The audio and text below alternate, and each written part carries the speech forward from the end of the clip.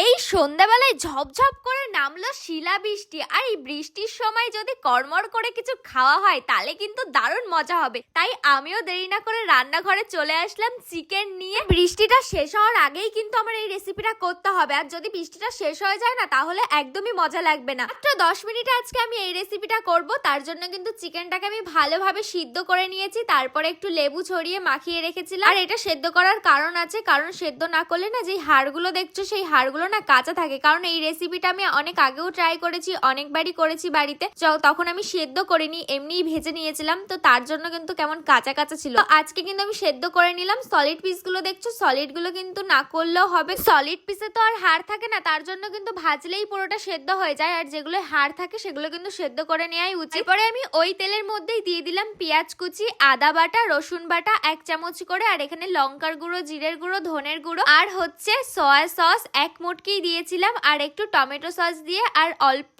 সামান্য কিন্তু স্বাদ মতন চিনি দিয়েছিলাম, না হলে টেস্টটাই হবে না, আর একটু লেবু ছড়িয়ে দিয়েছিলাম। তারপরে কিন্তু নাড়াচাড়া করে নিয়েছি। আর সেন্টটা যা বেরোচ্ছে না লেবুটা ছড়ানোর পর থেকে, দারুণ লাগছে। তো চলো, আমার তো 10 মিনিটের মধ্যে রেডি হয়ে গেছে, বাইরের বৃষ্টিটাও কমে গেল। তো যাই হোক, এই আবহাওয়াতেই খেতে হবে এখন। আর তোমাদের কাছের মানুষ, প্রিয় মানুষকে যদি এই রেসিপিটা করে খাওয়াও না এরকম সন্ধ্যাবেলায়, তখন দেখবে কি বলবে। তোমরা একবার হলো এই রেসিপিটা ট্রাই করো, তখন এসে আমাকে বলবে কেমন লাগলো। তো চলো, আজকের জন্য টাটা।